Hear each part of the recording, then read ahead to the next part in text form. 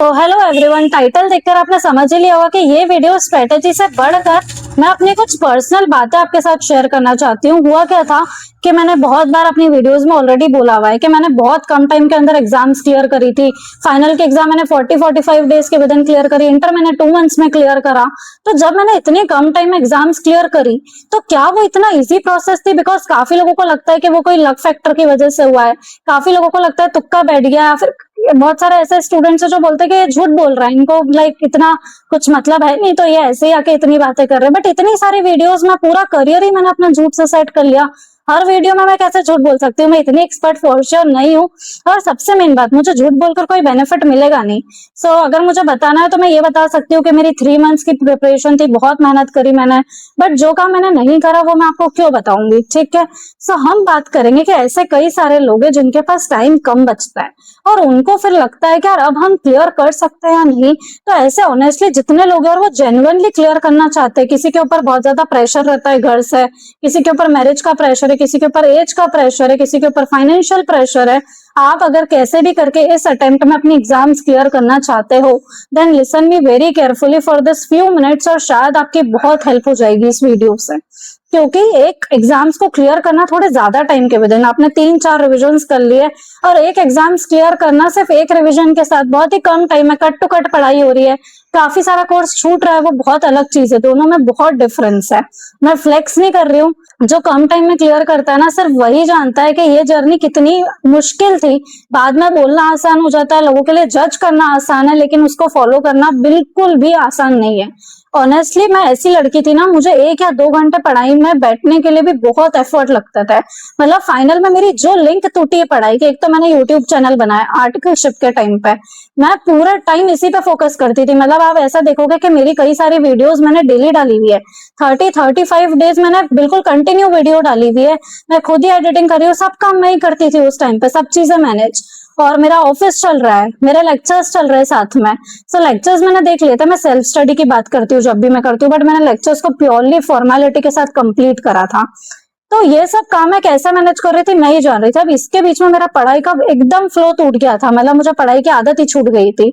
फिर जब मैंने पढ़ना स्टार्ट करा, जब मुझे टेंशन होना स्टार्ट हुई ना, मैं 1 या 2 घंटे से ज्यादा बैठ ही नहीं पा रही थी। और जब है ना थोड़ी बहुत भी अर्निंग आना शुरू हो जाती है आपके हाथ में, तो आप इतना डिस्ट्रैक्ट हो जाते हो, आपका लालच बढ़ता है कि इस महीने अगर अपन फॉर एग्जाम्पल 10,000 कमाए तो नेक्स्ट मंथ में अपने को 15,000 20,000 अब अर्न करना है। वो प्रमोशंस का आना, बहुत सारी चीजें लाइफ में चल रही थी जिसकी वजह से मैं कंप्लीटली डिस्ट्रैक्टेड थी। लेकिन जब मुझे सेल्फ रियलाइजेशन हुआ ना कि बेटा तूने फाउंडेशन इंटर एक बार में निकाला है और अगर तूने फाइनल एक बार में नहीं निकाला तो मुझे आगे इसमें करियर बनाना है। लाइक मेरा निकलना बहुत जरूरी था क्योंकि मुझे आगे आपके लिए वीडियोस बनाना था। मैंने सोचा हुआ था कि करियर मुझे इसी में कंटिन्यू करना है और मेरे लिए वो फर्स्ट अटेम्प्ट का टैग बहुत मैटर करता था क्योंकि मुझे निकालना था। मुझे लगता था कि मैं डिजर्विंग हूँ। मैंने स्टार्टिंग में लेक्चर्स देखना भी बहुत जल्दी स्टार्ट कर दिए थे। मैंने अपनी आर्टिकलशिप भी मिड साइज फर्म से करी थी ताकि मुझे ये सब एक्टिविटीज के लिए थोड़ा सा टाइम मिल सके। और जब मुझे लगा कि मैंने अपना प्योरली टाइम वेस्ट कर दिया और मेरे फ्रेंड्स मुझसे काफी आगे चल रहे हैं और मैंने पूरा ब्लंडर कर दिया अपने अटेम्प्ट के साथ, क्योंकि एक टाइम पर मैं उनसे आगे थी लेक्चर्स में और फिर मैं सेल्फ स्टडी में जो बाद का टाइम है उसमें मैं इतनी डिस्ट्रैक्ट हो गई कि टाइम का पता नहीं चला। अब जब मुझे वो रियलाइजेशन हुआ, कब हुआ? जब एग्जाम फॉर्म्स मैंने फिल करे और हमारी एग्जाम्स प्रीपोन हुई थी।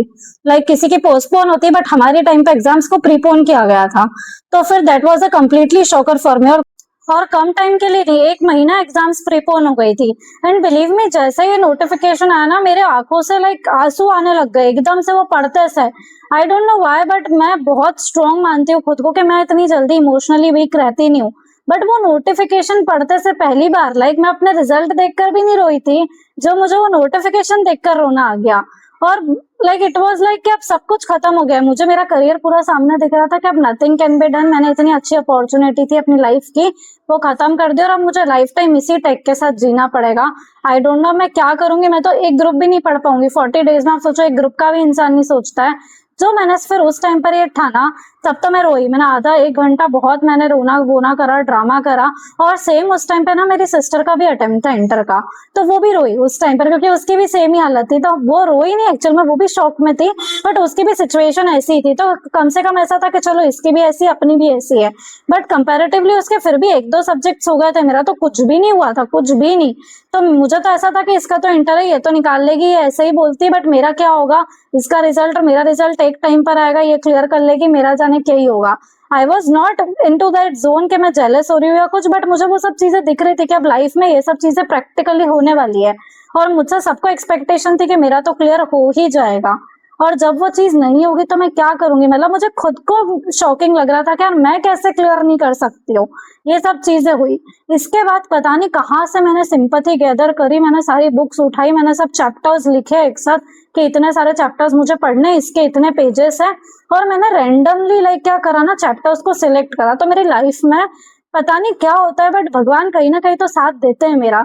सो मैंने जो चैप्टर सिलेक्ट करा ना, मेरा कुछ भी कोई एनालिसिस नहीं करा हुआ था, कुछ भी नहीं था, बट मुझे ये चीजें क्लियर थी कि मुझे स्टैंडर्ड्स नहीं करना है।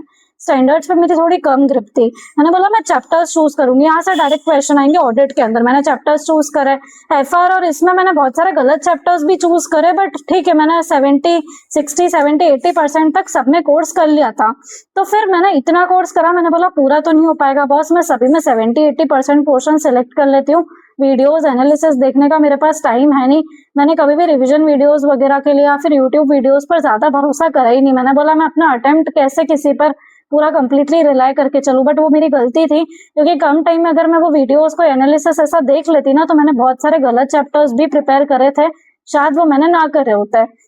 तो आपके लिए तो मैं आपको बता दूंगी कि ऐसा 70-80% पोर्शन कौन सा है जो आप सिलेक्ट करके उससे पढ़ सकते हो। तो इससे पहले मैंने एक स्ट्रेटेजी की वीडियो डाल रखी है, वहां पर आप देख सकते हो। हर सब्जेक्ट के मैंने 70% पोर्शन जो मोस्ट इंपॉर्टेंट है वो आपको बताया, पहले आप उसी को कवर करना। अब ये सब हुआ, इसके बाद में मैंने पढ़ना स्टार्ट करा। मैंने एफआर और एएफएम ये सोचा था कि मैं इससे स्टार्ट करूंगी। पहले मैंने ऑडिट का सोचा था, बट उतनी हिम्मत नहीं हुई कि मैं उससे स्टार्ट कर सकूं। अब मैंने जब एफआर और एएफएम से स्टार्ट करा था, तो एफआर मुझसे हो ही नहीं रहा है। एएफएम तो मेरा फेवरेट सब्जेक्ट था, फिर भी 1-2 चैप्टर्स मैंने बीच में थोड़े थोड़े करके फिर भी कर लिए थे, सिर्फ 1 या 2 चैप्टर्स, वो बिल्कुल भी कंसिडरेबल अमाउंट नहीं है।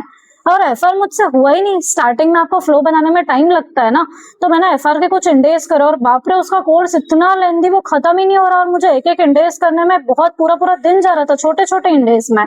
तो मैंने बोला कि बॉस ये तो खेल ही खत्म हो गया है।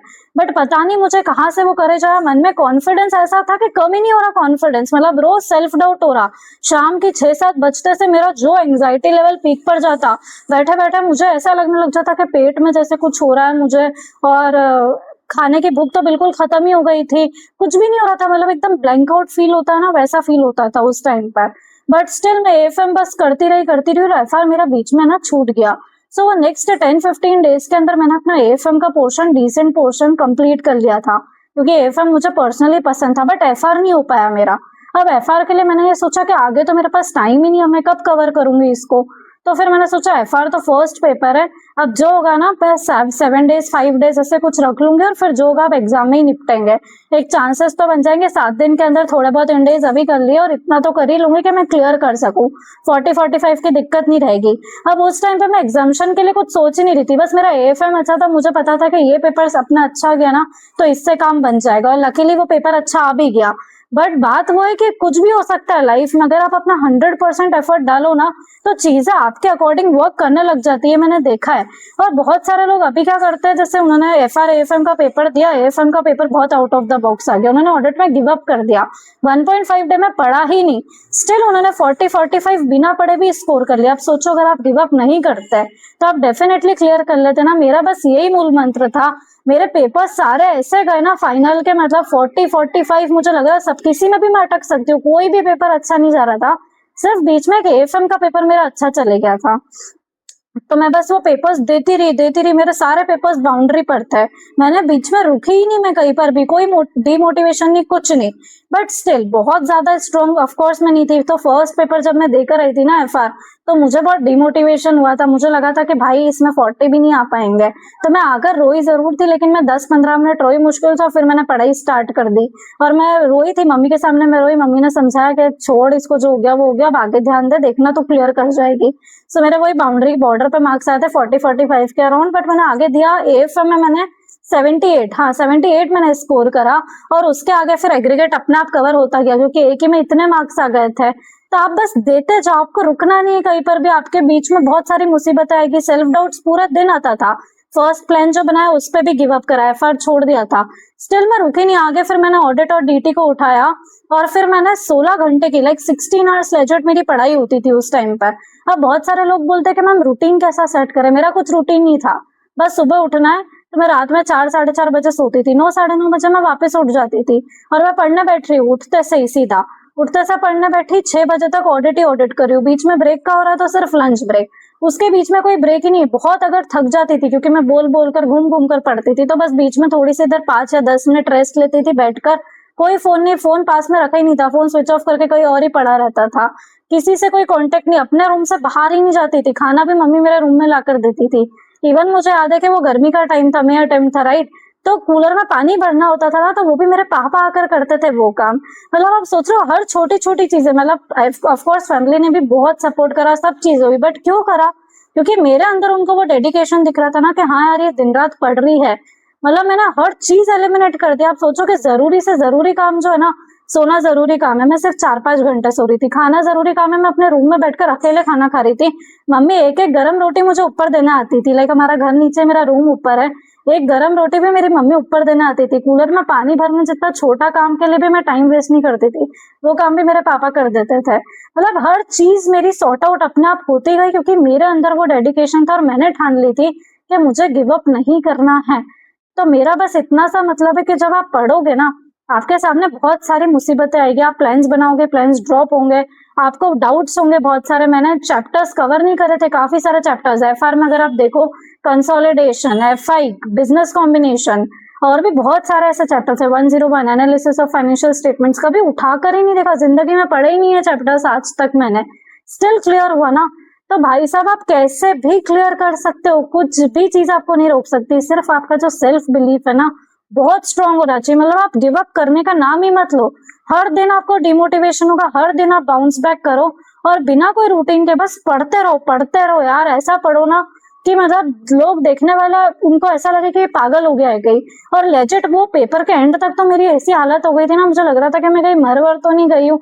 मतलब बॉडी में बिल्कुल एनर्जी नहीं थी, कुछ भी नहीं था, बट बहुत अच्छा लग रहा था क्योंकि ऐसा था ना कि यार लाइफ में कुछ अलग ही काम कर लिया। मेरी मम्मी है ना, उन्होंने मेरे को पेपर के बीच में ही बोल दिया था क्योंकि मैं बोलती थी कि मम्मी यार हालत खराब हो रही है, पढ़ा नहीं जा रहा है, एग्जाम्स कैसे दूंगी, कैसे लिखूंगी पेपर। तो मम्मी मुझे बात बोलती थी कि बेटा देखा है मैंने तेरी मेहनत को, तूने इतनी मेहनत करी ना, देखना तेरा क्लियर होगा। मम्मी तो इमोशनल रहती है बट एक्चुअल में मैंने बहुत मेहनत करी थी। तो आज तक मुझे मेरी सिस्टर, मेरे मम्मी पापा सब बोलते हैं कि मेहनत तो बहुत करी थी यार। मतलब वो लास्ट के 40-45 डेज, क्योंकि उससे पहले वो मुझे रोज बोलते थे कि तू नहीं पढ़ रही है, नहीं पढ़ रही है, और मैं रोज के हाँ आज मैं ये कर रही हूँ, वो कर रही हूँ, बहाने कभी खत्म नहीं होते ना इंसान के। बट फिर जब मैंने पढ़ा वो सबको दिखा और वो फिर लास्ट में अल्टीमेटली वर्थ इट रहा। तो मैं सिर्फ इतना बोलूंगी कि तुम अपनी तरफ से गिव अप मत करो, तुम अपनी तरफ से बेस्ट ट्राई करो, चीजें ऑटोमेटिकली तुम्हारे फेवर में वर्क करेगी। बट तुम तो अपना 200% दो एटलीस्ट, ठीक है। सो आज की वीडियो अगर आपको पसंद आई हो तो वीडियो को लाइक करना ना भूले, चैनल को सब्सक्राइब करना ना भूले। So thank you so much for watching, bye.